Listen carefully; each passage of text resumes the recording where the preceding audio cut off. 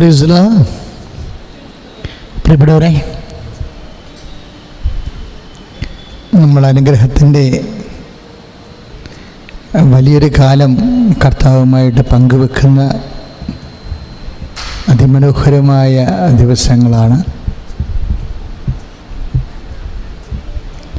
കൃപാസനത്തിൻ്റെ സ്വർഗീയാസ്തി നിക്ഷേപങ്ങളെ വല്ലാതെ കണ്ട് കൂടിയൊരു കാലമാണിത്. പതിനായിരങ്ങളല്ല, ലക്ഷങ്ങൾ ഈ 10-17 ദിവസത്തിനുള്ളിലെ ജപമാല പ്രാർത്ഥിച്ചു കഴിഞ്ഞു. ഇതൊക്കെ അവരുടെയും ഈ ശുശ്രൂഷ കേന്ദ്രത്തിൻ്റെയും അടിസ്ഥാന സ്വത്തായിട്ട് മാറുകയാണ്. ഞാൻ ഉടമ്പടിയെക്കുറിച്ച് ധ്യാനിച്ചുകൊണ്ട് നടന്ന കാലത്ത്, പ്രത്യേകിച്ച് ഓൺലൈൻ ഉടമ്പടിയെക്കുറിച്ച് ധ്യാനിച്ചുകൊണ്ട് നടന്ന കാലത്ത്, ഞാൻ അമ്മയോട് ഡിസ്കസ് ചെയ്ത വിഷയം, ഓൺലൈൻ ഉടമ്പടി ചെയ്യുന്ന എല്ലാ കാര്യങ്ങളിലും ആ ഉടമ്പടി ചെയ്യുന്ന ആൾക്കാർക്കെല്ലാം ആശ്വാസവും അവലംബവുമാകാൻ ഫുൾ ടൈം അൾത്താരയിൽ അമ്മ പ്രത്യക്ഷപ്പെട്ട ഇടത്ത് ജപമാല ചൊല്ലിക്കൊണ്ടേയിരിക്കണം എന്നാണ്. അതൊരു സാധ്യമാകുമോ, അത് എത്രത്തോളം വിജയിക്കും എന്നൊക്കെ ഉള്ള ആശങ്കകൾ എനിക്കുണ്ടായിരുന്നു. അപ്പോഴാണ് പരിശുദ്ധാത്മാവ് എൻ്റെ മനസ്സിൽ തോന്നിച്ചത്, അങ്ങനെ ഒരു ആവശ്യമില്ല. കാരണം 30 വർഷം ഈ ധ്യാനകേന്ദ്രം ഇവിടം വരെ എത്തിയ കാലങ്ങളിൽ കോടിക്കണക്കിന് ജപമാല ഞങ്ങളുടെ മിഷന് വേണ്ടി മാത്രമേ പ്രാർത്ഥിച്ചിട്ടുള്ളൂ. മധ്യസ്ഥ പ്രാർത്ഥനയിലെല്ലാം ചെയ്തത് അതുതന്നെയാണ്. അറിയാത്തവരെ യേശുവിനെ അറിയിക്കുക, അറിഞ്ഞവരെ ആഴപ്പെടുത്തുക. അപ്പോൾ ആ ആസ്തിയിൽ ആൾക്കാർക്ക് ആശ്രയിക്കാം. അത് വലിയൊരു ആശ്വാസമായിരുന്നു ശരിക്കും പറഞ്ഞാൽ. അങ്ങനെ ഒരു നോട്ട് കർത്താവ് എൻ്റെ അടിമനസ് തന്നത്, അത് അക്ഷരാർത്ഥത്തിൽ സത്യമായിരുന്നു. കാര്യം ഉടമ്പടി വെച്ച ആൾക്കാർക്കെല്ലാം അതിൻ്റെ അടയാളങ്ങൾ ലഭിക്കാനും അവരൊക്കെ ഇപ്പോൾ തന്നെ ഗൂഗിൾ മീറ്റിൽ എന്തുമാത്രം സാക്ഷികളായി വരുന്നത്. ഈ ഗൂഗിൾ മീറ്റിൻ്റെ ഈ പ്രോഗ്രാം തന്നെ അതിമനോഹരമായ സാക്ഷ്യങ്ങളിലൂടെ പോവുകയാണ്. കഴിഞ്ഞ ദിവസം ഞാനൊരു സാക്ഷ്യം ശ്രദ്ധിച്ചു. അതായത് എപ്പോഴും നിങ്ങൾ മനസ്സിലാക്കണം, ഞങ്ങളൊരു 5 സാക്ഷ്യങ്ങളൊക്കെ 4 സാക്ഷ്യങ്ങളൊക്കെ ഒരു ദിവസം അപ്ലോഡ് ചെയ്യുന്നുണ്ട്. എൻ്റെ അർത്ഥം എന്താണെന്ന് അറിയാമോ? അനുഗ്രഹത്തിനും അതിശയത്തിനും ഒന്നും ഇപ്പോഴും ലോക്ക്ഡൗൺ ഇല്ലെന്നാണ്. ലോകം മുഴുവൻ ഏതാണ്ട് അതിശയത്തിൽ ലോക്ക്ഡൗൺ വന്ന പോലെയുള്ള പ്രതീതിയാണ് ഉണ്ടാക്കുന്നത്. ഇല്ല, വിശ്വസിക്കുന്നവരുടെ കൂടെ ഈ അടയാളങ്ങൾ ഉണ്ടായിരിക്കും. അപ്പോൾ അടയാളത്തിന് വേണ്ടി തന്നെ നമ്മൾ പ്രാർത്ഥിക്കുന്നത് ഒരു പാപ്പരത്വം നിറഞ്ഞ സ്പിരിച്വാലിറ്റി ആണെന്നുള്ള ഒരു ചിന്താഗതി പൊതുവെ സഭയിൽ പണ്ട് മുതലേ ഉള്ളതാണ്.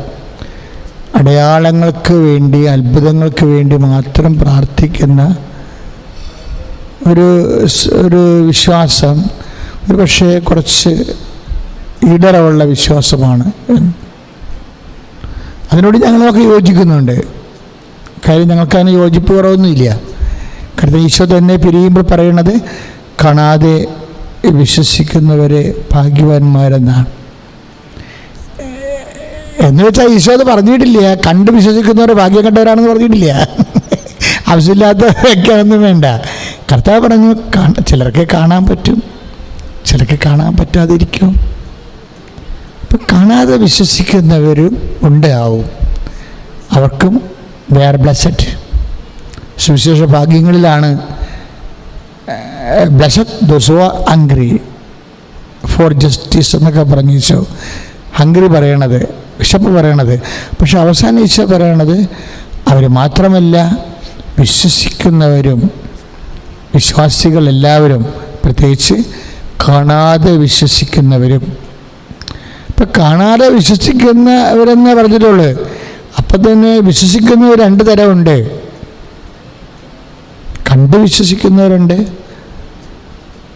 കാണാതെ വിശ്വസിക്കുന്നവരുണ്ട്. കണ്ട് വിശ്വസിക്കുന്നവർ ചില കാര്യങ്ങൾ, ഇപ്പം കണ്ട് വിശ്വസിക്കുന്നവർ ഏതാണ്, കാണാതെ വിശ്വസിക്കുന്നവർ ഏതാണ്, അങ്ങനെ നമുക്ക് വാട്ടർ ടൈറ്റായിട്ടൊരു കമ്പാർട്ട്മെൻറ്റ് ഉണ്ടാക്കിയിട്ട് തിരിക്കാൻ പറ്റത്തില്ല. കണ്ട് വിശ്വസിച്ചവർ നാളെ കാണാതെ വിശ്വസിക്കും. നേരത്തെ കാണാതെ വിശ്വസിച്ചവർ പിന്നീട് കണ്ട് വിശ്വസിക്കും. ഇപ്പം വിശ്വാസികളെ സംബന്ധിച്ചിടത്തോളം കാണാനും കാണാതിരിക്കാനുമുള്ള സാധ്യത വിശ്വാസത്തിലുള്ളതാണ്.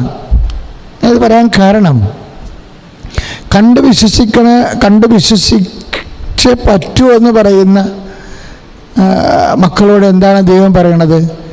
ഇല്ല, നീ കാണാതെ വിശ്വസിച്ചാൽ മതി എന്നാണ് പറയണേ. മനസ്സുണ്ടെ കാണാതെ വിശ്വസിച്ചാൽ മതി എന്നാണോ ദൈവത്തിൻ്റെ നിലപാട്? അങ്ങനെയല്ല. കണ്ടേ വിശ്വസിക്കാൻ പറ്റുമെന്നുള്ളെങ്കിൽ മകളെ കണ്ട് വിശ്വസിക്കാൻ പറ്റും. കാര്യം ഈ ദിവസങ്ങളൊരു സാക്ഷ്യം എനിക്ക് ഭയങ്കര രസമുള്ളൊരു സാക്ഷ്യമായിട്ട് തോന്നി. ഗൂഗിൾ മീറ്റിലെ സാക്ഷ്യമാണത്. അതായത് ഒരു പെൺകൊച്ച് നേഴ്സാണ് സ്വിറ്റ്സർലൻഡിലെ. അപ്പോൾ അവളുടെ അമ്മയാണ്, അവളവിടെ ഇല്ല, അവളുടെ അമ്മയാണ് ഗൂഗിൾ മീറ്റിൽ വന്ന് സാക്ഷ്യം പറയണത്. ഇപ്പോൾ ഒരു വർഷങ്ങളായിട്ട് അവിടെയാണ്. അവളുടെ ബോർഡ് ആൻഡ് ബ്രോട്ടപ്പ് ഈ മകളുടേത് അവിടെയാണ്. അപ്പോൾ അതുകൊണ്ട് അമ്മ പറയണേ, അവൾക്ക് വലിയ വിശ്വാസമൊന്നുമില്ല, നമുക്ക് ഇങ്ങനെ ഇമ്പോസ് ചെയ്യാൻ പറ്റത്തില്ല, അവിടുത്തെ സിസ്റ്റം അതാണ്. അങ്ങനെ ഇമ്പോസ് ചെയ്ത് അവർക്ക് വേണ്ട കേസിന് പോകാം, അവിടെ സിസ്റ്റം ഇതാണ്. അപ്പം ഞങ്ങൾ എന്താ ചെയ്യണമെന്ന് വെച്ചാൽ കുഞ്ഞിന് വേണ്ടി ഉപവസിക്കും, കുഞ്ഞിന് വേണ്ടി പ്രാർത്ഥിക്കും. പക്ഷേ അവിടെ ഞങ്ങളുടെ ഒരു തൃപ്തിയുള്ളത് പോലുള്ള വിശ്വാസത്തിലേക്ക് വന്നിട്ടില്ല. അത് എനിക്ക് പലപ്പോഴും തോന്നിയത്, അവളുടെ ആൻറ്റിയോട് വിളിച്ച് ചോദിച്ചപ്പോൾ ആൻറ്റി അമേരിക്കയിൽ നിന്ന് അവളെ വിളിച്ചായിരുന്നു. അപ്പം ആൻറ്റി പറഞ്ഞു, മോളെ നിനക്ക് അഹങ്കാരമുണ്ട്, ഇച്ചിരി കൂടുതലാണ്. അത് ആൻറ്റിക്ക് തോന്നിയതാണ്. That's correct. അതായത് ചില കുഞ്ഞുങ്ങൾ ജനിച്ച് വളർന്നു വരുന്ന സമയത്ത് തന്നെ പ്രത്യേക സാഹചര്യം കൊണ്ട് അവിടെ ഈഗോയൊക്കെ സാറ്റിസ്ഫൈ ചെയ്ത് കൊടുക്കുകയാണെന്നുണ്ടെങ്കിൽ അവർക്ക് അഹങ്കാരം നിലനിന്ന് പോകും. അതാണ് എൻ്റെ കുഴപ്പം. ഈഗോ ഈ പരിപ്പ് ഇവിടെ വേഗത്തില്ലെന്ന് പറഞ്ഞൊരു മോന്തക്കൊണ്ട് കുത്തുവെച്ച് കൊടുക്കുകയാണെങ്കിൽ കൃത്യമായിട്ട് ഒരു പ്രശ്നമില്ല, അഹങ്കാരമില്ല. കുഞ്ഞുനാളിൽ തന്നെ കുട ചുരുക്കണ പോലെ അവർ ചുരുക്കും. ഇതെന്ന് വെച്ച് കഴിഞ്ഞാൽ എളിതരമുള്ളടുത്ത് വാദം കുറച്ചുകൂടെ പരിപാടിയാണ്. എന്നുവെച്ചാൽ ചെലുത്താൻ പറ്റുകയാണെങ്കിൽ അങ്ങോട്ട് ചെലുത്തും. ഇത് വിലപ്പോകലെന്ന് കാണുകയാണെങ്കിൽ എന്നും പറഞ്ഞുകൊണ്ട് അപ്പം തന്നെ പോകും. അപ്പോൾ ഇതിൻ്റെ ബ്രോട്ടപ്പിൻ്റെ പ്രശ്നമാണ്. വളർത്തിക്കൊണ്ടുവന്നതിൻ്റെ കാലത്തുണ്ടാകുന്ന ചില അരുതായ്മകളോടെല്ലാം ആശീർവാദം കൊടുത്തുകൊണ്ടുള്ള വളർച്ചയിലുണ്ടാകുന്ന ഒരു പോരായ്മയാണ്. അപ്പോൾ ഇവർക്ക് ബേസിക്കായിട്ട് അഹങ്കാരമുണ്ട്. പക്ഷെ അമ്മയ്ക്കത് പറയാൻ ബുദ്ധിമുട്ട്. അമ്മ അത് പറയത്തില്ല. കാര്യം അങ്ങനെ പറഞ്ഞ് കൊച്ചിനെക്കുറിച്ച് അസസ്മെൻറ്റ് അമ്മയ്ക്കുണ്ടെന്ന് മുൻവിധിയാണെന്ന് പറഞ്ഞാൽ പിന്നെ കുഞ്ഞുങ്ങളും അമ്മയും തമ്മിലുള്ള കണക്ഷൻ പോകും. പ്രത്യേകിച്ച് ഇപ്പോഴത്തെ കുഞ്ഞുങ്ങളുടെ ബ്രെയിനും അവരുടെ തിങ്കിങ് ലെവലൊക്കെ വേറെയാണ്. അപ്പം അതുകൊണ്ട് നമുക്ക് വളരെ സൂക്ഷിച്ചാണ് കുഞ്ഞുങ്ങളെ കൈകാര്യം ചെയ്യാൻ പറ്റത്തുള്ളൂ. പക്ഷേ അപ്പോൾ അമ്മ പറയുമായിരുന്നു, ഞാനെപ്പോഴും അവൾക്ക് വേണ്ടി പ്രാർത്ഥിക്കും. അപ്പം ആൻറ്റി ഇപ്പം നേരിട്ട് കറക്റ്റ് ചികിത്സ കൊടുത്തു, ഒരു ഇഞ്ചക്ഷൻ കൊടുത്തു. ആൻറ്റി പറഞ്ഞതാണ് മോൾക്ക് അഹങ്കാരമുണ്ട് എന്ന്. അപ്പം ആൻറ്റി പറഞ്ഞപ്പോൾ അവൾക്ക് മനസ്സിലായി ദെയർ ഈസ് സംതിങ്, എനിക്കൊരു ഈഗോ ഉണ്ട് എന്ന് പറയും. പക്ഷെ ഇപ്പോഴത്തെ പ്രോബ്ലം എന്താ വെച്ച് കഴിഞ്ഞാൽ ഇവിടെ 2 പ്രാവശ്യം അവിടുത്തെ യൂണിവേഴ്സിറ്റി 2 സീറ്റേ ഉള്ളേ ഇവർക്കുള്ളത്. അതിലെത്രയോ യോഗ്യരായിട്ടുള്ള കുട്ടികൾ അവിടുത്തെ കുട്ടികളുണ്ട്, പുറത്തെ കുട്ടികളുണ്ട്. നല്ല കോമ്പറ്റീഷനുള്ള ഫീൽഡാണ്. അപ്പോൾ ഇവളുടെ അമ്മ വിചാരിച്ചു ഇവിടെ കാനഡയിൽ പഠിപ്പിക്കാം, അവിടെ അത്ര റഷില്ലല്ലോ എന്ന് വിചാരിച്ചു. പക്ഷെ ഇവൾക്കവിടെ കാനഡയിൽ പോകാൻ താല്പര്യമില്ല. കാരണം അവളെ ഈ അഹങ്കാരത്തിൽ വന്നാലും അമ്മയുടെ കൊച്ചാണ്. സാധാരണ അവളുടെ വീട്ടിലെ ചുറ്റുവട്ടത്തിൽ അവളുടെ സ്വകാര്യ സന്തോഷമൊക്കെ സംരക്ഷിച്ചുകൊണ്ട് അങ്ങനെ പോകുന്ന ഒരു ഡൊമസ്റ്റിക് ഗേളാണ്. ചിലർ ഡൊമസ്റ്റിക് ആവും, ചില അൺഡൊമസ്റ്റിക് ആവും. അൺഡൊമസ്റ്റിക്കാർ ഒരു പ്രശ്നമില്ല. ചില പെൺപിള്ളേർ എന്നോട് തന്നെ പറഞ്ഞിട്ടുണ്ട്, എൻ്റെ അച്ഛാ ഈ സംസ്ഥാനത്ത് കല്യാണ ചെറുക്കന്മാർ വേണ്ട കേട്ടോ. ഞാൻ തന്നെ ഞെട്ടിപ്പോയിട്ടുണ്ട്. ചില ആൾക്കാർ പറയും എനിക്ക് അയൽവാസികൾ എവിടെയെങ്കിലും കെട്ടിയാൽ മതി എന്ന് പറയും. ചില പെൺപിള്ളേർ, അച്ഛൻ ഞങ്ങളുടെ നാട്ടിൽ എവിടെയെങ്കിലും അയൽവാസി എന്ത് കുഴപ്പമില്ല, ഞാൻ നാട്ടിൽ കിടന്നുള്ളതെന്ന് പറയും. അങ്ങനെ അച്ഛൻ പ്രാർത്ഥിക്കാൻ പറയും. ചിലർ പറയണത് അച്ഛൻ കല്യാണം വരികയാണെങ്കിൽ നമ്മുടെ സംസ്ഥാനത്ത് വേണ്ട കേട്ടോ എന്ന് പറയും. അപ്പോൾ അവർ എവിടെയും പോകാൻ തയ്യാറാണ്. അൺഡൊമസ്റ്റിക്കായിട്ട് വളർന്നു വന്നിട്ടുള്ളവരാണ്. അപ്പം ഇവിടെ ഡൊമസ്റ്റിക് ഗേളാണ്. ഇങ്ങനെ അഹങ്കാരം എന്നൊക്കെ പറയുന്നുണ്ടെങ്കിൽ ബേസിക്കായിട്ട് കുറേ ക്വാളിറ്റി ഉള്ള ആളാണ്. അപ്പം അവൾ പറയും ഞാൻ പോകത്തില്ല എന്ന് പറയും. അപ്പോൾ അമ്മ കെട്ടിലാവും. അമ്മയുടെ പ്രശ്നം അതിന് കാര്യം അവൾ കാനഡയിൽ പോകത്തില്ല, പക്ഷേ ഈ പാവത്തിന് ഇവിടെ അഡ്മിഷൻ കിട്ടത്തില്ല. അപ്പം അമ്മ പറയും, നീ അമ്മയോട് പറയടി എന്ന് പറയും. അമ്മയോട് പറയടി എന്ന് പറയും. ആരോട്? പരിശുദ്ധ അമ്മയോട് പറയാൻ പറയും. അപ്പം ഇപ്പം ഗത്യന്തരമില്ല. പാവത്തിന് അഹങ്കാരമൊക്കെ ഉണ്ടെങ്കിലും ഇപ്പോഴും ഗത്യന്തരമില്ല. ഗത്യന്തരമില്ലാതെ ഗൂഗിൾ മീറ്റിൻ്റെ സമയത്തും അല്ലാത്ത സമയത്തും ഇവൾ അമ്മയോട് പറയും, അമ്മേ എനിക്ക് ഞാൻ വിറ്റ്നസ് ചെയ്തോളാം. അവൾ ആദ്യം പറഞ്ഞതാണ്. ഒക്കെ മനസ്സിലായി അവളുടെ കയ്യിൽ എന്താ പോരായ്മയൊക്കെ ഉണ്ടെന്ന്. ഞാൻ വിറ്റ്നസ് ചെയ്തോളാം, അമ്മയ്ക്ക് ഞാൻ വിറ്റ്നസ് ചെയ്തോളാം. ടെസ്റ്റ് മണി എന്നാണ് പറയേണ്ടത്. ഞാൻ ടെസ്റ്റ് മണി ചെയ്തോളാം എന്ന് പറയും. എന്ന് വെച്ചാൽ അമ്മ എനിക്ക് സഹായം ചെയ്ത് തന്നാൽ എൻ്റെ ജീവിതകാലം മുഴുവൻ ഞാൻ ടെസ്റ്റ് മണി ചെയ്തോളാം. കാര്യം അവളെ സംബന്ധിച്ചിടത്തോളം ടെസ്റ്റ് മണി ചെയ്യണത് വലിയ കാര്യമാണ്. കാര്യം പാവപ്പെട്ടവൾ ആത്മാർത്ഥമായിട്ട് സ്വർഗസ്വനായ പോലും മര്യാദയില്ലാത്ത കക്ഷിയായിരിക്കും ചിലപ്പോൾ. ഇത്തിരി അഹങ്കാരം ഉണ്ടെങ്കിൽ ദൈവം പിന്നെ ആ പഞ്ചായത്ത് വിടത്തില്ല. അതാണ് അവസ്ഥ. പക്ഷേ ഇവളിപ്പോൾ കൗണ്ട് ഡൗൺ ആയി. ഒരു വിഷയം വന്നപ്പോൾ അവൾക്ക് ഒരു ഗത്രൂ ഇല്ല. ഇനി ഹൗ ടു സർവൈവ് അറിയത്തില്ല. എങ്ങനെ സർവൈവ് ചെയ്യണമെന്ന് അറിയത്തില്ല. കാര്യം കാനഡ പോകാൻ താല്പര്യമില്ല, നാട്ടിൽ ജോലി പഠിത്തവും പറ്റണില്ല. അപ്പോൾ ആൾ പെട്ടിരിക്കുകയാണ്. ഇവിടെയാണ് ഈ സർവൈവ് എന്ന് പറയണത്. നമ്മുടെ സബ്ജക്റ്റ് എന്ന് പറയുന്നത് എന്താണ്? സർവൈവ്, അതായത് അതിജീവനം അമ്മയോടൊപ്പം എന്നാണ്. അപ്പോൾ അവൾ ഈ പ്രോഗ്രാമൊക്കെ അറ്റൻഡ് ചെയ്ത് അമ്മയോട് പറഞ്ഞു, അമ്മേ എനിക്ക് ഒരു സീറ്റ് തരികയാണെങ്കിൽ, എനിക്ക് സ്വിറ്റ്സർലൻഡ് പഠിക്കാൻ പറ്റുകയാണെങ്കിൽ ഞാൻ ആ ടെസ്റ്റ്, അതെൻ്റെ ഒരു ദൈവാനുഭവമാണ്, ഞാൻ ടെസ്റ്റ് മണി ചെയ്തോളാം എന്ന് പറയും, ഞാൻ സാക്ഷ്യം വഹിച്ചോളാം എന്ന് പറയും. പിന്നെ ഒരു പ്രോബ്ലം എന്ന് പറയുന്നത്, നമുക്ക് ദൈവത്തോട് സംസാരിക്കാനുള്ള ഒരു ആർജവത്വം ഉണ്ടാകണം. അതായത് എന്താണ് വാട്ട് യു ഫീൽ ഇൻസൈഡ്, അത് ഔട്ട്സൈഡ് കൊണ്ടുവരണം. പ്രാർത്ഥനയുടെ ഏറ്റവും വലിയ വിജയമാണ് വാട്ട് യു ഫീൽ ഇൻസൈഡ്. നിൻ്റെ ഹൃദയത്തിൽ എന്താണ് നിനക്ക് ഫീൽ ചെയ്യേണ്ടത് അത് എക്സ്പ്രസ് ചെയ്യണം. അതുപോലെ നത്തിങ് മോർ നത്തിങ് ലെസ് ആയിട്ട്. ഈ പ്രാർത്ഥനയുടെ ഒരു രീതിയാണത്. അത് ജീസസ് പ്രേയറിൻ്റെ രീതി അതാണ്. അപ്പാ തളരണല്ല അപ്പാ ചോര പൊടിയണല്ല അപ്പാ, എനിക്ക് വയ്യാണ്ടാണല്ല അപ്പാ. ഇങ്ങനെ അവസാന കാലങ്ങളിൽ ഈശോയുടെ പ്രാർത്ഥന ചങ്ക് പറയണ പ്രാർത്ഥനയാണ്. എൻ്റെ ആത്മാവ് മരണകരമായ വേദന അനുഭവിക്കുന്നു. But I should say my father, എനിക്കൊന്നും പറയാൻ പറ്റണില്ല അപ്പാ എന്ന് പറഞ്ഞ് തൊണ്ട ഇടറുന്ന ഒരു സമയമുണ്ട്. Beautiful prayer. അതുപോലെ അതായത് എന്ത് ദൈവത്തോട് പ്രാർത്ഥിക്കുമ്പോൾ ആസ് ഇറ്റ് കംസ്, എന്താണ് ഹൃദയത്തിൽ തോന്നണത് അത് ദൈവത്തിന് ഇഷ്ടമാണോ, തിയോളജിക്കലായിട്ട് വിസിബിളാണോ, ഇതൊന്നും നമ്മുടെ വിഷയമേ അല്ല.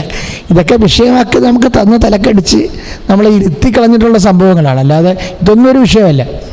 വിഷയം എന്ന് പറയുന്നത് നിങ്ങൾ തമ്മിലുള്ള ലൈനാണ് വിഷയം.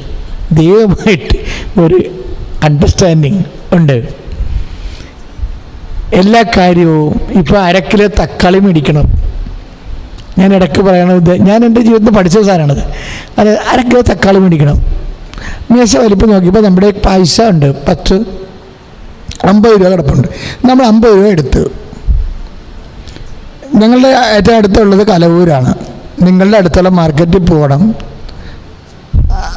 അപ്പോൾ മാർക്കറ്റിൽ ചെന്ന് അവിടെ മുഴുവനും പച്ചക്കറി കടയിലെല്ലാം തക്കാളി ഉണ്ട്. അതെല്ലാം തുറന്നിട്ടുണ്ടിരിക്കണം. ഇവിടെ ബന്ധില്ല. നിങ്ങൾക്ക് പോകാൻ വണ്ടിയുണ്ട്, അല്ലെങ്കിൽ നടന്നു പോകാൻ 2 മിനിറ്റ് മതി. അപ്പോൾ ഇതെല്ലാം ഈസി ക്വസ്റ്റ്യൻസ്. ഇത് ഈസിയാണ് ഈ സംഭവം. ഇതിന് എവിടെയാണ് ഒരു പ്രെയർ ആവശ്യമുള്ളത്? ഇവിടെ ഓരോരുത്തരും പ്രാർത്ഥന ആവശ്യമില്ല. എന്താ കാര്യം? കാശിനാണ് ആൾക്കാർ സാധാരണ പ്രാർത്ഥിക്കുന്നത്. വലിപ്പെടുത്തപ്പോൾ കാശുണ്ട്, അതിനകത്ത് തക്കാളി കടയിലുണ്ട്, പോകാൻ വണ്ടിയുണ്ട്. പിന്നെ എന്തിനാണ് ഇതിനകത്ത് പ്രെയർ ഉള്ളത്? ഇതിനൊന്നും പ്രെയറില്ല, പ്രെയറിൻ്റെ ആവശ്യമില്ല. പക്ഷേ ഞാൻ പറയും, ഇതിൻ്റെ അകത്ത് 3 പ്രെയറിൻ്റെ ചാൻസ് ഉണ്ട്. അതായത് ഒന്ന്, തക്കാളിക്ക് പോകുന്നതിനും ഇന്നവിടെ ഓഫല്ലാത്തതിനും ദൈവത്തിന് നന്ദി പറയണം. അവിടെ തക്കാളി ഉള്ളതിന് ദൈവത്തിന് നന്ദി പറയണം. അത് കിട്ടാൻ നമുക്ക് സാധ്യതയുണ്ട്. ബന്ധു ഓഫും ലോക്ക്ഡൗണും ഒന്നുമല്ല, നമുക്ക് കിട്ടാൻ സാധ്യത, നന്ദി പറയണം. പിന്നെ പോയിട്ട് സുരക്ഷിതമായി തിരിച്ചു വരുന്നതിന് നന്ദി പറയണം. അപ്പോൾ ഇതിനെല്ലാം അതായത് ഒരു വിശ്വാസിയെ സംബന്ധിച്ചിടത്തോളം ഇതെല്ലാം പ്രാർത്ഥനയുടെ സബ്ജക്റ്റുകളാണ്. പക്ഷെ നേരെ നോക്കിയാൽ കാശുണ്ട്, കടയിൽ തുറന്നിട്ടുണ്ട്, പിന്നെ എന്തിനാ പ്രാർത്ഥിക്കണത്? അവിടെയാണ് പ്രശ്നം. അവിടെ ആ ഒരു സിറ്റുവേഷനിൽ നിന്നാണ് പ്രാർത്ഥന തുടങ്ങണത്. അതായത് നമ്മൾ പലപ്പോഴും ആവതില്ലാത്ത കാര്യങ്ങൾക്ക് വേണ്ടിയാണ് ദൈവത്തിൻ്റെ അടുത്ത് വരണത്. ദാറ്റ് മീൻസ് ഫ്ലാറ്റ് കാര്യം കാണാൻ വേണ്ടി, സബ്ജക്റ്റ് ബേസ്. പക്ഷേ നമ്മൾ പ്രാർത്ഥിക്കുന്നത് എന്തിനാണ്? എല്ലാത്തിനും നമ്മൾ ദൈവത്തിൽ ആശ്രയിക്കും. എല്ലാ വിഷയങ്ങൾക്കും പ്രത്യേകിച്ച് എപ്പോഴും ദൈവത്തോട് പറഞ്ഞുകൊണ്ടിരിക്കണം. ഓരോ കാര്യം ഞാൻ ഇന്നലെ പറഞ്ഞായിരുന്നു, കമ്മ്യൂണിക്കേഷൻ ലെവല് കറക്റ്റായിരിക്കണമെന്ന് പറഞ്ഞപ്പോഴും എന്ത് വിഷയമുണ്ട് നമുക്ക് ആശ്രയിക്കേണ്ടാത്ത ആവശ്യമില്ലെങ്കിലും ദൈവത്തോട് ആ വിഷയം ഷെയർ ചെയ്തിരിക്കണം. Prayer is a sharing. നമുക്ക് ആവശ്യമില്ല, നമ്മുടെ കാശുണ്ട്, പോയി വരാൻ പറ്റും, കിട്ടുകയും ചെയ്യും. പക്ഷേ എങ്കിലും നമ്മൾ ആ വിഷയം അപ്പാ ഞാൻ തക്കാളി വാങ്ങിക്കാൻ പോവുകയാണ് എന്ന് പറയണം. അത്രേ ഉള്ളൂ. വന്നു കഴിഞ്ഞാൽ അപ്പാ തക്കാളി കിട്ടി, താങ്ക്സ് എന്ന് പറഞ്ഞിട്ട് പോകണം. അപ്പോൾ അവിശ്വാസിവർക്ക് ഇതിനെന്തിനാണ്? നിൻ്റെ കാശുണ്ടല്ല, തക്കാളി നീയല്ലേ പോയി മേടിച്ചത്, അതിന് വെറുതെ ദൈവത്തിനെന്താണ് അല്ലേ? അത് ദൈവം നമ്മൾ തമ്മിലൊരു ബന്ധമാണ്. ഈ ബന്ധം നിലനിർത്തിക്കൊണ്ട് പോകണം. അല്ലാതെ ഒരു പെരക്ക് തീ പിടിച്ച് അപ്പോൾ നമ്മൾ പോകേണ്ട ഒരു എടുത്ത് വെച്ച് 100 100 108 ആംബുലൻസിൻ്റെ 108, ഫയർ എഞ്ചിൻ്റെ 101, 105 108 101. ഈ പൊട്ടങ്ങൾ കളിച്ചിട്ടൊരു കഥയുമില്ല. വിഷയം ഉണ്ടാകുമ്പോൾ ഉടനെ പെരക്ക് തീ പിടിക്കുമ്പോൾ ഫയർ എഞ്ചിനെ വിളിക്കണ പോലെ ഇഷ്യൂ ഉണ്ടാകുമ്പോൾ ഉടനെ പ്രാർത്ഥിക്കും. എവനൊക്കെ പ്രാർത്ഥിക്കാതിരിക്കണം നല്ലത്. മാറിക്കിടന്ന് ഉറങ്ങ്, കുറച്ച് കഴിയുമ്പോൾ ചത്തും പോവും. ആർക്കൊരു നട്ടുമില്ല, ഒരു പ്രശ്നമില്ല. അതായത് ഇഷ്യൂ ബേസ്ഡ് അല്ല പ്രയർ. പ്രയർ ലവ് ബേസ്ഡാണ്. ഒന്നിനും വേണ്ടി പ്രാർത്ഥിക്കണ്ട, നിത്യേന നന്ദി പറഞ്ഞുകൊണ്ടിരിക്കണം. എന്താ വെച്ചാൽ ഒരുത്തൻ അവിടെ ഒരു ഇറച്ചിയായിട്ട് കിടക്കാറുണ്ട്. ഞാൻ നമ്മുടെ കൃപാസന അൾത്താരയിൽ കർത്താവിനെ ചുങ്ങപ്പെട്ട രൂപത്തിൽ ഇങ്ങനെ മരിക്കാൻ പോണേ. അപ്പോൾ ഞാൻ എപ്പോഴും അവിടെ പറയുകയും, ഞാൻ എവിടെ ഏത് പള്ളിയിൽ പോയാലും കണ്ണ് തുറന്ന് കർത്താവിനെ വെക്കത്തുള്ളൂ, കണ്ണടച്ച കർത്താവിക്ക് ഇഷ്ടമില്ല. ഇപ്പം ചില പള്ളിയിലൊക്കെ ചെല്ലുമ്പോൾ ഇങ്ങനെ മരിച്ച് കിടക്കണ കർത്താവില്ലേ, ഐ ഡോണ്ട് ലൈക്ക്. എനിക്കിങ്ങനെ കണ്ണ് തുറന്ന് കിടക്കണ കർത്താവിന് ഇഷ്ടം. എന്തിനാണെന്ന് അറിയാമോ? ഇവൻ ഈ ഒരു ഇഞ്ചോടിഞ്ച് അടിച്ച് നുറുക്കി പഴുപ്പിച്ച് തരത്തിരിക്കുകയാണ്, 3 അണി തൂക്കിയിട്ടിരിക്കുകയാണ്. Yet he's praying. അതാണ് ഇത് കുരിശുരൂപം എന്ന് പറയണത്. ഇങ്ങനെ ഈ ശ്വാസം കിട്ടാതിരിക്കുമ്പോഴും പറയും അപ്പാ എന്ന് വിളിക്കും. ശ്വാസം കിട്ടണില്ലേ? അപ്പോൾ ആ കുരിശിൽ കിടന്നുകൊണ്ടും പ്രാർത്ഥിക്കാവുന്ന ലോകത്തോട് പറഞ്ഞ ഒരേ ഒരാളാണ് ഈശോ. കുരിശിൽ കിടന്നുകൊണ്ടും. ചില ആൾക്കാർക്ക് പ്രാർത്ഥിക്കണമെങ്കിൽ എല്ലാ ഭൗതിക സാഹചര്യങ്ങളും എല്ലാം ക്രമീകരിക്കണ്ടേ. അപ്പോൾ പ്രാർത്ഥനയ്ക്ക് ഭൗതിക സാഹചര്യങ്ങളൊന്നും ക്രമീകരിക്കേണ്ട. ഇപ്പോൾ വന്ന് പ്രാർത്ഥനയ്ക്കെങ്കിൽ ക്രിസ്ത്യാനിക്ക് പോലും പ്രാർത്ഥിക്കണമെങ്കിൽ ആദ്യം ഒരു പാവ് കൊണ്ടുപോകണം, പിന്നെ സംഭ്രം പറഞ്ഞിരിക്കണം, പിന്നെ കണ്ണടക്കണം, ശ്വാസം വലിച്ചു വിടണം, വലിയ രോഗികളെ പോലെ. ഇതൊന്നും ക്രിസ്ത്യൻ പ്രെയറൊന്നുമില്ല, അത് പ്രെയർ പോലുമല്ല. അതൊക്കെ ഓരോ ജിംനേഷ്യൻസും ഓരോ തരത്തിലുള്ള ശാരീരിക അഭ്യാസങ്ങൾ, ശാരീരിക ആരോഗ്യത്തിന് വേണ്ടിയുള്ള. ഇതും പ്രെയറുമായിട്ട് യാതൊരു ബന്ധവുമില്ല. പൗലോസ് അപ്പോസ്തലൻ പച്ചക്ക് പറഞ്ഞിട്ടുണ്ട് ഇതൊന്നും പ്രാർത്ഥനയായിട്ട് ബന്ധമില്ലെന്ന്. അപ്പം ഇത് കണ്ട് ഇതാണ് നോക്കി ആർക്കും പ്രാർത്ഥിക്കാം. ഇത് കാണുമ്പോൾ നമുക്ക് തോന്നും നമ്മൾ ചിലപ്പോൾ കടത്തിലായിരിക്കും, നമുക്ക് ശ്വാസം കിട്ടണില്ല, നമ്മൾ രോഗത്തിലായിരിക്കും, നമുക്ക് ശരീരത്തിന് വേദന മാറണില്ല. കുരിശ് രൂപത്തിൽ നോക്കുമ്പോൾ കർത്താവ് പറയും, മകനെ ഇത് കണ്ട ഇപ്പം നീ എന്നെപ്പോലെ, ഇന്നലെ വരെ നീ നിന്നെപ്പോലെ ആയിരുന്നു, ഇപ്പം നീ എന്നെപ്പോലെയായി. അപ്പോഴും എന്നെപ്പോലെ ആകുമ്പോൾ ഈ അവസ്ഥയിലും യു മസ്റ്റ് പ്രേ, നിനക്ക് സാധിക്കും പ്രാർത്ഥിക്കാൻ. ഏത് കുരിശത്ത് നോക്കിക്കിടന്നാലും പ്രാർത്ഥിക്കാൻ പറ്റുമെന്ന് ലോകത്തോട് പറഞ്ഞ ഒരേ ഒരാളാണ് ഈശോ. അതാണ് ഈശോ പറഞ്ഞത്, I am the light of the world. ഈ ഒരു ഫീൽഡിൽ ആരുണ്ട് ഇങ്ങനെ പ്രാർത്ഥിച്ചിട്ടുള്ളത്? ഈ ഒരു ഫീൽഡിൽ ശരീരം പറിച്ചു കീറി തൂക്കിയിടുമ്പോഴും പ്രേയർ ചെയ്യാൻ പറ്റണമെന്ന് പറയുന്നത് അല്ലാത്ത സമയങ്ങളിലെല്ലാം ഈശോ പ്രാർത്ഥിച്ചത് കൊണ്ടാണ്. ഞാൻ എന്താ ഇങ്ങനെ ഒരു എല്ലാ ദിവസവും ഒരു ആമുഖം പറയുകയെ എന്താണെന്നറിയാവോ? ഞാൻ പറയണത് മിക്കവാറും പ്രാർത്ഥനയെ ബേസ് ചെയ്തായിരിക്കും പറയണത്. ഒന്നും ചിന്തിച്ചിട്ട് പറയണതല്ല, ഇരുന്ന് കുത്തിയിരുന്ന് പ്രാർത്ഥിക്കും. എന്നിട്ട് മൈക്കിൻ്റെ മുമ്പ് വരുമ്പോൾ കർത്താവ് എനിക്ക് തരണമൊക്കെ ഞാൻ നിങ്ങൾക്ക് തരും, പകർന്ന് തരണം, എല്ലാം തരും. അപ്പം നിങ്ങൾ ഏത് പീഡിതകാലത്തും പ്രാർത്ഥിക്കാനുള്ള കൃപയ്ക്ക് വേണ്ടി പ്രാർത്ഥിച്ചുകൊണ്ടേ ഇരിക്കണം. കാര്യം 10,000-കണക്കിന് പ്രാർത്ഥന ഉയരുന്ന ഒരു സമയമാണ്. അപ്പോൾ എൻ്റെ മക്കൾ ചെയ്യേണ്ട ഇതാണ്. നിങ്ങളുടനെ ഞങ്ങളെ സ്വകാര്യമായ ആവശ്യങ്ങൾക്ക് വേണ്ടി പ്രാർത്ഥിക്കാമെന്ന് പറയത്തില്ലേ? അപ്പോൾ നിങ്ങളെന്താ പറയുക, എൻ്റെ മകൻ, എൻ്റെ മകളെന്നൊക്കെ പറഞ്ഞ് നിങ്ങൾ പ്രാർത്ഥിക്കും. ചേച്ചമ്മ പ്രാർത്ഥിക്കണ്ടെന്ന് അച്ഛൻ പറയണില്ല. പക്ഷെ നിങ്ങൾ ചെയ്യേണ്ടത് വല്ലപ്പോഴെങ്കിലും കർത്താവിനെ പോലെ പ്രാർത്ഥിക്കാനൊന്ന് സാധിക്കണേ, കർത്താവിനെ പോലെ പ്രാർത്ഥിക്കാനൊന്ന് സാധിക്കണേ എന്ന് പറയാം. നമ്മളെ കർത്താവിനെ പോലെ ആകാനാകെ, that is imitation of Christ. ഇങ്ങനൊരു മൈൻഡ് ഫോർമേറ്റ് ചെയ്ത് വന്നാൽ എൻ്റെ ദൈവവേദലെ, നിനക്ക് ഏത് കാലാവസ്ഥയിൽ നിൻ്റെ പ്രാർത്ഥന ടേക്കപ്പ് ചെയ്യും. ഏറ്റവും വലിയ പ്രശ്നം എന്താണെന്നറിയാവോ? ദൈവത്തെ പ്രാർത്ഥിക്കാൻ വരുന്നവർ ദൈവത്തെ അറിയണം. അതാണ് പ്രധാനപ്പെട്ട വിഷയം. അതായത് പ്രാർത്ഥിക്കുമ്പോഴും ഈശോ അറിവിനെക്കുറിച്ചാണ് പറയണത്. പ്രാർത്ഥനയ്ക്ക് വേണ്ടതും ഈ അറിവാണ്. പൂങ്കാവനത്തിൽ മുട്ടുകുത്തുമ്പോൾ ഈശോ പറയും, ഏകസത്യ ദൈവമായ നിന്നെയും നീ അയച്ച യേശുക്രിസ്തുവിനെയും അറിയുകയാണ് നിത്യജീവൻ. അപ്പം നിത്യജീവൻ എന്ന് പറയുന്ന ആ മഹാനുഭവങ്ങൾക്ക് അടിസ്ഥാനം അറിവാണ് ശരിക്കും. അപ്പോൾ ദൈവത്തെ അറിയുക എന്നുള്ളത് ഒരു വലിയ കാര്യമാണ്. കാര്യം ഈ വിശ്വാസവും പ്രാർത്ഥനയും അതിജീവനവും എല്ലാം അടിസ്ഥാനപ്പെടുത്തി നിൽക്കുന്നത് കർത്താവിനെ അറിയുന്നതിലാണ് അടിസ്ഥാനപ്പെടുത്തിയിരിക്കുന്നത്. കർത്താവിൻ്റെ സ്വഭാവം, കർത്താവിൻ്റെ രീതി, കർത്താവ് കൈവരിച്ച നിലപാട്, ഇങ്ങനെ കുറേ കാര്യങ്ങളുണ്ട്. ഓരോ വിഷയത്തെക്കുറിച്ചും കർത്താവിൻ്റെ നിലപാട്. എന്നിട്ട് നിങ്ങൾ പരിശുദ്ധാത്മാവിനോട് പ്രാർത്ഥിക്കണം. കർത്താവിനെ പോലെ എടുക്കണ നഷ്ടം സഹിച്ചാൽ അത് നഷ്ടമായി തോന്നാത്ത രീതിയിൽ, പിതാവിൻ്റെ മഹത്വത്തിന് പറ്റുന്ന രീതിയിൽ ഈശോയുടെ നിലപാടുകൾ എനിക്കും അതുപോലെ ചെയ്യാൻ സാധിക്കണേ. ആത്മാവേ, പരിശുദ്ധാത്മാവേ, എന്നെ സഹായിക്കണമേ എന്നൊക്കെ പറഞ്ഞ് പ്രാർത്ഥിക്കുമ്പോൾ ദൈവത്തിന് മനസ്സിലാകും നീ സത്യക്രിസ്ത്യാനിയാണെന്ന്.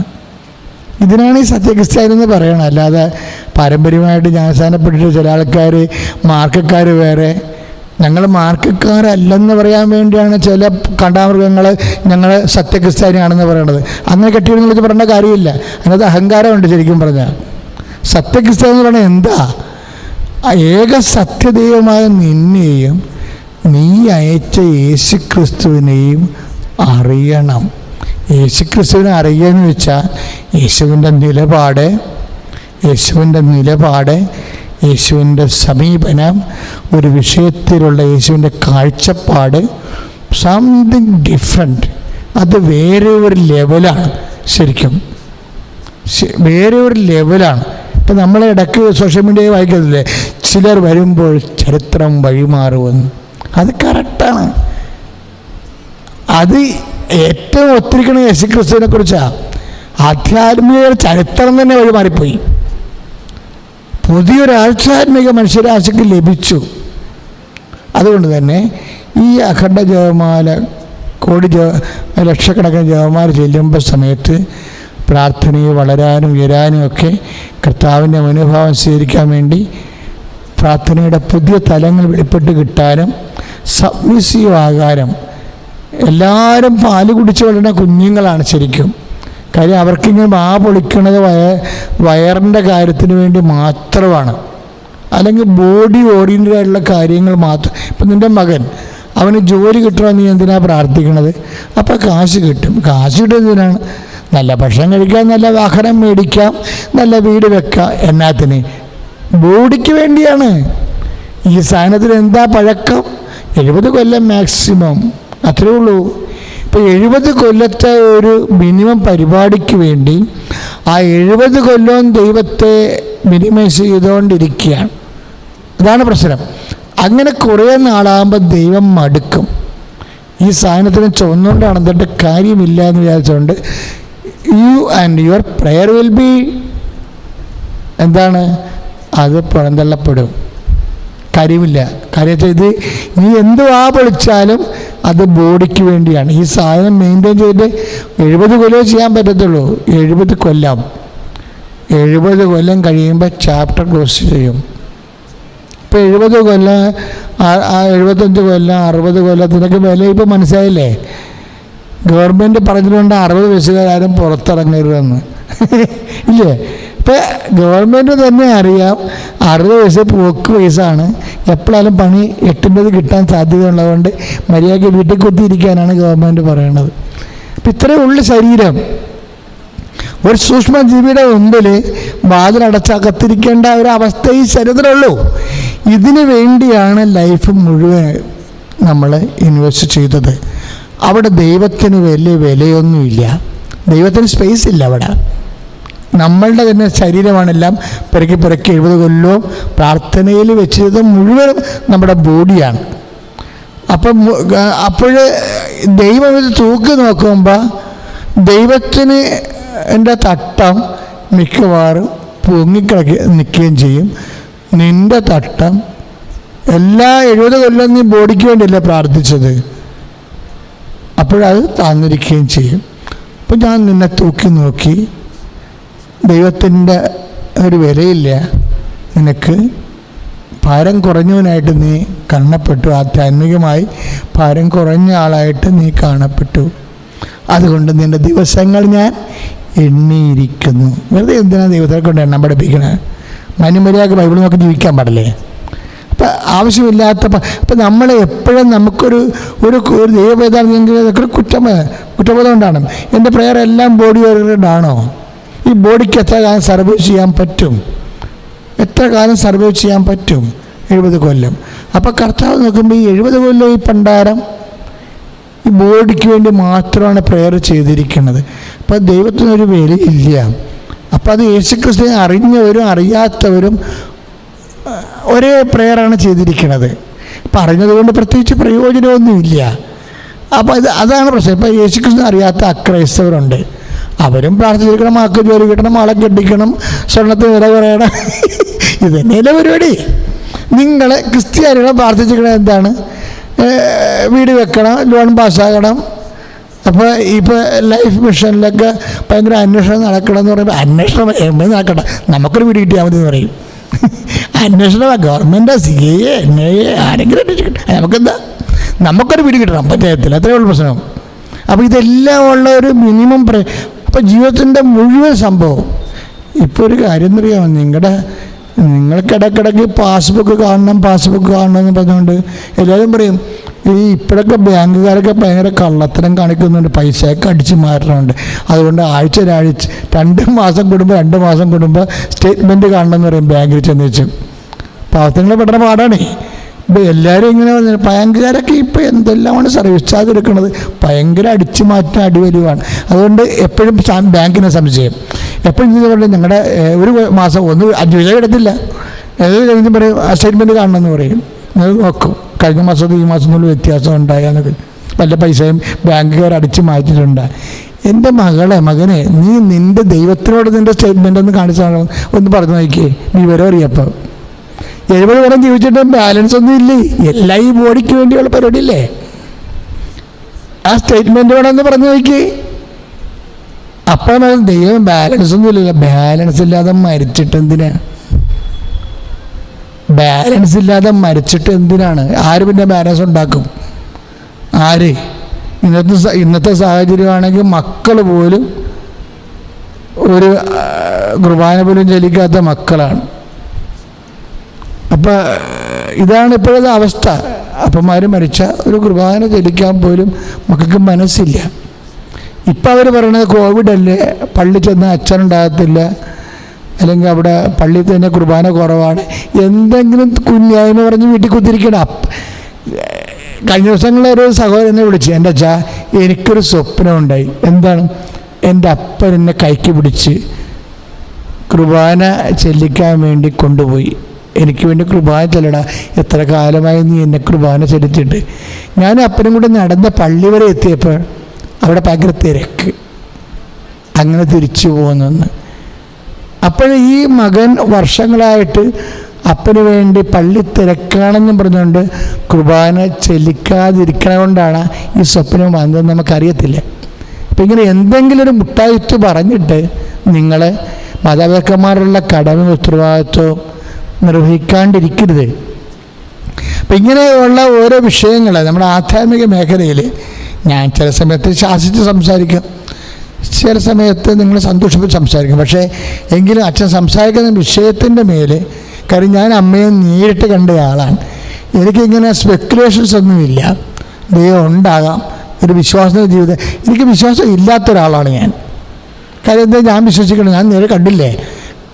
കണ്ടാൽ പിന്നെ വിശ്വാസത്തിന് പ്രശ്നമില്ല, കണ്ടാൽ പിന്നെ പ്രത്യാശ വരും, പ്രത്യാശയില്ലെന്ന് പറയും. ഇപ്പം എനിക്ക് പ്രത്യാശയുമില്ല, എനിക്ക് വിശ്വാസവുമില്ല. ആകെപ്പാടെ ഉള്ളത് എന്താണ്?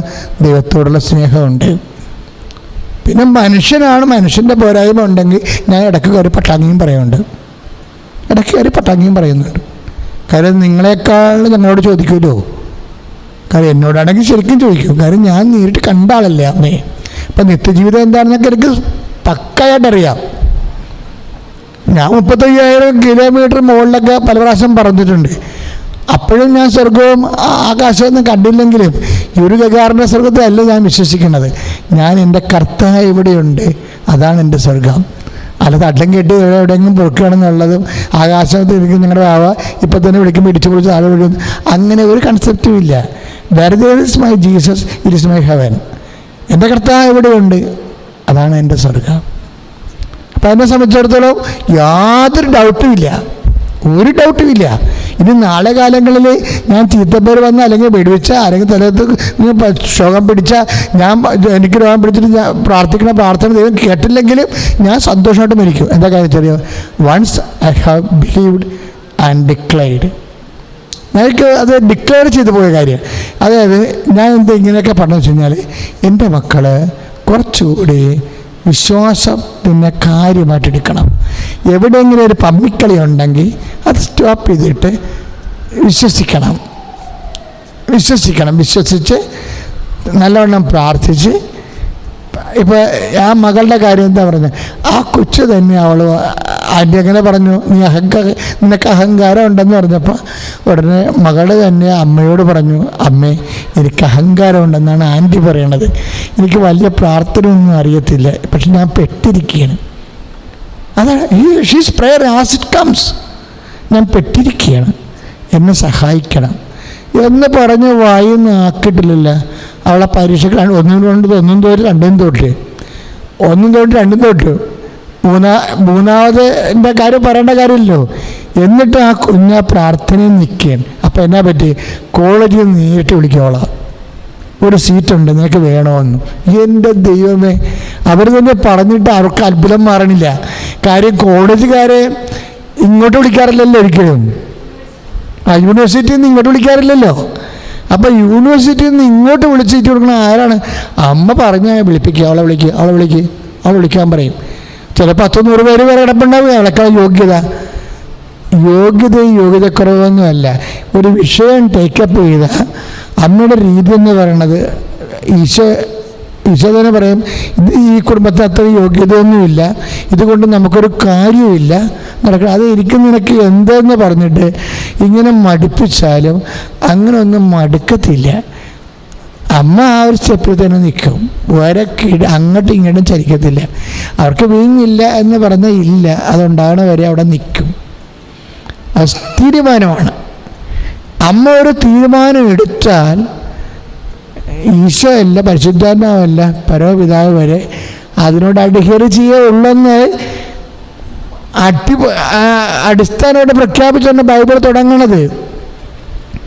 യോഹന്നാനെല്ലാം കേട്ട്, മത്തായി പറഞ്ഞതും കേട്ട്, മർക്കോസ് പറഞ്ഞതും കേട്ട്, ലൂക്ക പറഞ്ഞതും കേട്ട്, ലൂക്ക കുറച്ചുകൂടി അടുക്കും ചിട്ടയൊക്കെ ഉണ്ടാക്കാൻ വേണ്ടി കുറേ മാറ്ററൊക്കെ കളക്ട് ചെയ്ത് അമ്മയടുത്തും പോയി ഇൻ്റർവ്യൂ ഒക്കെ ചെയ്തിട്ടാണ് പുള്ളിക്കാരൻ അല്ലയോ തുല്യോ ഉപയോഗിച്ച് നമ്മളൊക്കെ സംഭവിച്ച കാര്യങ്ങളൊക്കെ നിങ്ങൾ കേട്ടിട്ടുണ്ട് എന്ന് ഞാനിതെല്ലാം നോക്കിയിട്ട് പഠിച്ചിട്ട് ഹരിച്ചും കുടിച്ചും കറക്റ്റ് ചെയ്ത് പറയണമെന്നൊക്കെ പറഞ്ഞ് ലുക്കാ പറയാനുള്ളതും പറഞ്ഞു കഴിഞ്ഞപ്പോഴും പറയാത്ത കാര്യങ്ങൾ ബാക്കി നിൽക്കുന്നതുകൊണ്ട് യോഹന്നാൻ അവസാനം പറഞ്ഞു, കാര്യങ്ങളൊക്കെ ശരിയാണ്, മത്തായി പറഞ്ഞതും ശരി, മർക്കോസ് പറഞ്ഞതും ശരി, ലൂക്കാ പറഞ്ഞതും ശരി. പക്ഷെ ഒരു കാര്യമുണ്ട്, കർത്താവ് കൈ ചലിക്കണമെന്നുണ്ടെങ്കിൽ അമ്മ സംസാരിച്ചിരിക്കണം. അതൊക്കെ നിങ്ങളെ ലൂക്കാ പറഞ്ഞത് ശരിയാണ്, മത്തായി പറഞ്ഞത് ശരിയാണ്, ലൂക്കാ പറഞ്ഞത് ശരിയാണ്, മർക്കോസ് പറഞ്ഞത് ശരിയാണ്. പക്ഷെ പറയാത്തൊരു കാര്യമുണ്ട്, കർത്താവിൻ്റെ കൈ, അനുഗ്രഹത്തിൻ്റെ കൈ മനുഷ്യരാശിക്ക് ഉയരുന്ന മുമ്പ് അതിനുവേണ്ടി മധ്യസ്ഥം വഹിക്കാൻ ദൈവം ഒരാളെ വെച്ചിട്ടുണ്ട്, അയാളുടെ അംഗീകാരം വേണമെന്ന് പറഞ്ഞു.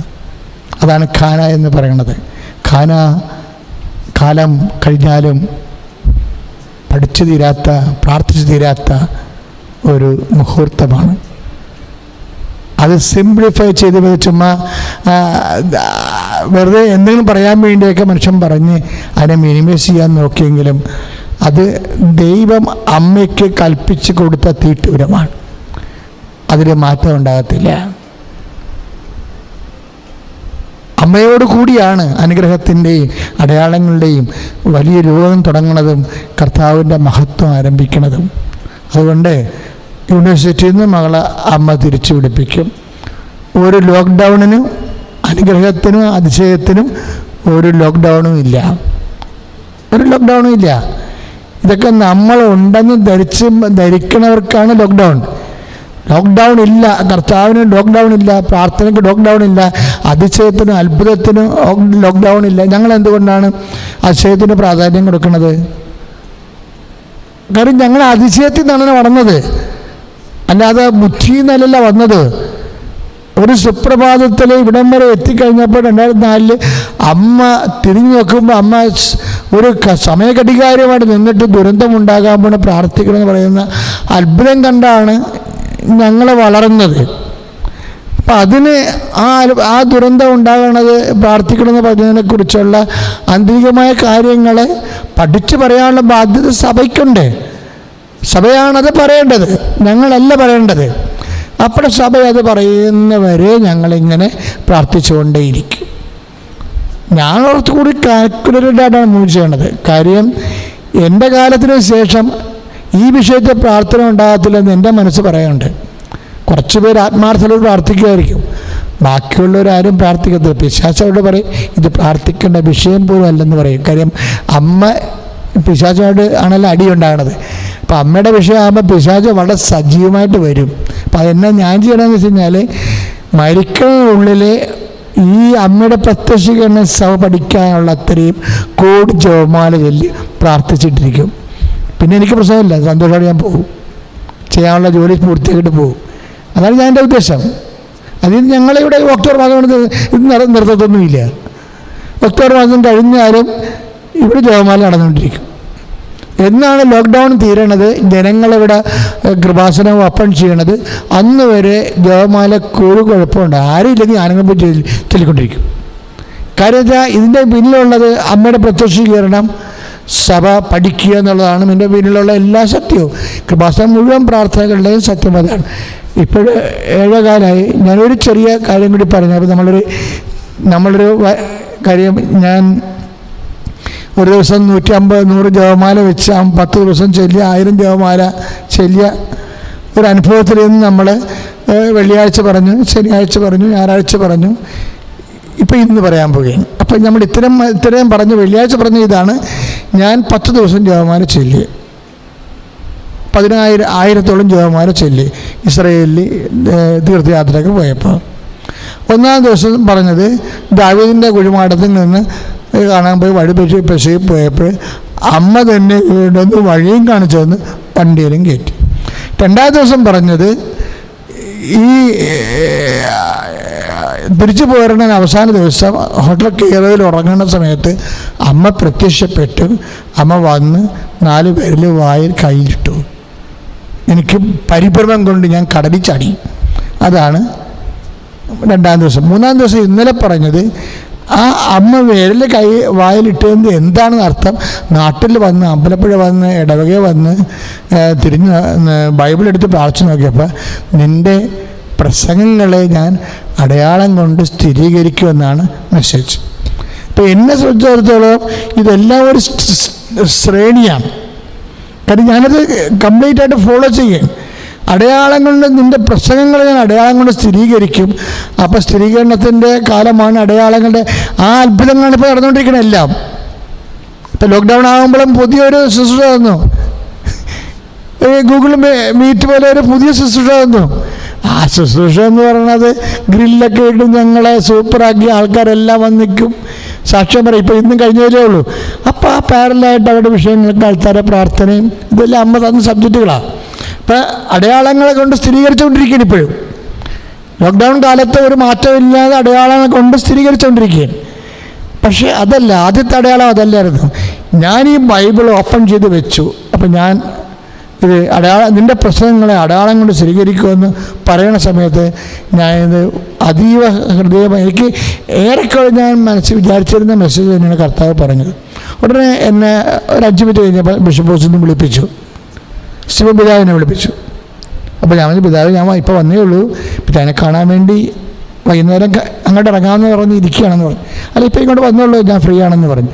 ഞാൻ പിതാവിൻ്റെ അടുത്ത് ചെന്നപ്പോൾ പറഞ്ഞ് ചെന്നവാക്കി അപ്പോൾ ഇങ്ങനെ യാത്രയൊക്കെ അങ്ങനെ ഉണ്ടായി എല്ലാം പറഞ്ഞ് കാര്യങ്ങളൊക്കെ മനസ്സിലാക്കി പറഞ്ഞത് പിതാവ് പറഞ്ഞ് ട്രാൻസ്ഫർ ആണെന്ന് പറഞ്ഞു. അപ്പം ഞാനത് പ്രതീക്ഷിക്കാത്ത കാര്യമാണ്. അപ്പം ഞാൻ ചോദിച്ചു, ട്രാൻസ്ഫർ പിതാവേ എങ്ങോട്ടാണ് ചോദിച്ചു. ഇല്ല, അച്ഛന് പറ്റുന്ന സ്ഥലമാണെന്ന് പറഞ്ഞു.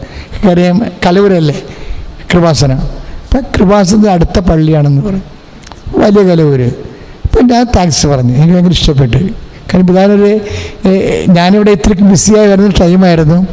അമ്പലപ്പുഴയിൽ നിന്ന് ഞാൻ ഡെയിലി 6 കൊല്ലം എന്ന് പറയുമ്പോൾ എനിക്ക് 24 കിലോമീറ്റർ അങ്ങോട്ട് 48 കിലോമീറ്റർ ഉണ്ട്.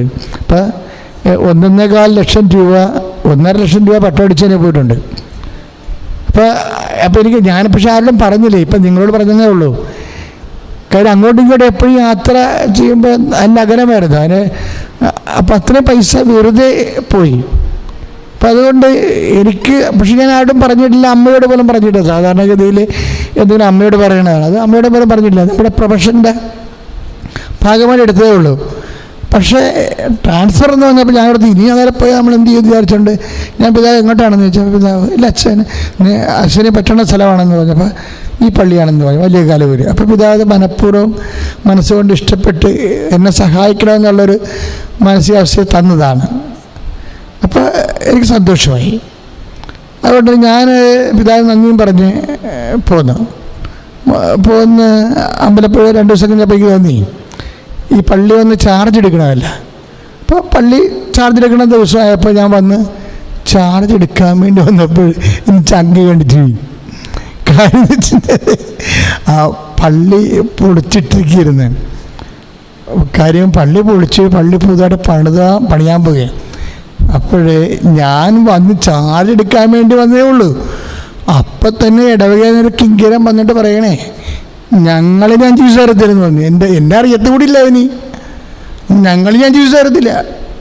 അപ്പം ഞാൻ എന്തിൻ്റെ കാര്യമാണ് പറയണത് എന്ന് ഞാൻ ചിന്തിച്ച്, എന്താ ചേട്ടാ അല്ലേ, ഞങ്ങളുടെ നിന്നെല്ലാം അച്ഛൻ കാശ് വാങ്ങിച്ചിട്ടുണ്ട്, ഞങ്ങൾ ഇത്രയും പരിപാടിച്ചിട്ടുണ്ട്, ഇനി പിരിയെന്ന് വെച്ചാൽ പാവം പറയണ പുതിയ അച്ഛൻ വരുമ്പോൾ പുതിയ വീഡിയോ തുടങ്ങുമെന്നാണ് പറയണത്. അതാണ് പാവപ്പെട്ട ആരെങ്കിലും പറഞ്ഞിട്ട് കാര്യമില്ല. അപ്പം അതുകൊണ്ട് പുള്ളിക്കാരൻ ഞാൻ അവിടെ ഇറങ്ങണവരെ എൻ്റെ കൈയും കാലും വെട്ടില്ലെന്നേ ഉള്ളൂ. പുള്ളിക്കാരൻ ഈ സംഭവം പറഞ്ഞു, ഞങ്ങളെ ചെയ്തിട്ടുണ്ട്. ഒരു ഗ്രൂപ്പ് കൂടി എന്നാണ് പറയണത്. ഭയങ്കര പങ്കപ്പാടാണ് ചില ഇടവരൊക്കെ ചെന്ന് കഴിഞ്ഞാൽ. അപ്പം ഞാൻ പള്ളി നോക്കുമ്പോൾ മുഖവാരൊന്നും ഇല്ല, മുഖവാരിയില്ല ഇനി അവിടെ ചെയ്തിട്ടില്ല. പിന്നെ ഇവിടേക്കൊന്ന് ജനങ്ങളിലേക്കൊന്ന് 25,000 രൂപ അതോട് താഴേക്കുള്ള പൈസയൊക്കെ വാങ്ങിച്ച് പാവപ്പെട്ട അച്ഛൻ പട്ടണത്തിനും ചെയ്ത് കാശും തീർന്ന് 6 മാസമായിട്ട് പള്ളിപ്പണി നടന്നിട്ടില്ല. 6 മാസമായിട്ട് പള്ളിപ്പണി നടന്നിട്ടില്ല. ഇനി നമുക്കൊരു 1.25 കോടി അല്ലെങ്കിൽ 1 കോടി കൂടുതൽ കാശ് വേണം, അത് ബാക്കി ഒക്കെ ചെയ്യാൻ വേണ്ടി. റൂഫ് ഏതായാലും ഇട്ടിട്ടുണ്ട്. പക്ഷേ ഉത്തരവിധാനം കെട്ടി നിർത്തിയിരിക്കുകയാണ്, കുറച്ച് മുമ്പർത്ത് കെട്ടി നിർത്തിയിരിക്കുകയാണ്. ഇനി ബാക്കിയുള്ള എല്ലാ പരിപാടികളും ഇനിയുള്ള. അപ്പോൾ എസ്റ്റിമേറ്റ് എടുത്തപ്പോൾ 1 കോടിയോളം രൂപ വേണം. അപ്പോൾ ഇപ്പോൾ ജനം വന്നപ്പോൾ തന്നെ എന്താ പറയുക, മുഖത്തടിക്കണ സംസാരിച്ചിരിക്കണത് 5 വീതം ഞങ്ങൾ തരത്തിരുന്ന. അപ്പോഴേ എൻ്റെ മനസ്സൊന്ന് പള്ളി പണിയാൻ പറ്റത്തില്ലായിരിക്കും. കാര്യം ജനം സഹായിക്കത്തില്ല, പിന്നെ എന്ത് ചെയ്യും നമ്മൾ? ജനം സഹായിച്ചില്ല പിന്നെ എന്ത് ചെയ്യും? ഞാൻ പക്ഷേ പള്ളിയിൽ ചാർജ് എടുക്കാൻ വേണ്ടി അവിടെ ചെന്നപ്പോൾ അപ്പോഴാണ് രസം നടക്കുന്നത്. അവിടെ സക്രാരി തുറന്നപ്പോൾ പള്ളിയില്ല. പള്ളി ഒരു ചാപ്പറ ഉണ്ടാക്കിയിട്ട് അതിൻ്റെ അകത്താണ് സക്രാരിയൊക്കെ ഇരിക്കണത്. അപ്പോൾ സക്രാരി പോയി കണക്കെല്ലാം മേടയിൽ പോയി, മേട കുഴപ്പമില്ല, മേടയിൽ പോയി ഉപ്പിട്ട് കൊടുത്തു വെച്ചും അതെല്ലാം ഏറ്റതിന് ശേഷം ചാർജ് എടുക്കാൻ വേണ്ടി സക്രാരി വന്നു.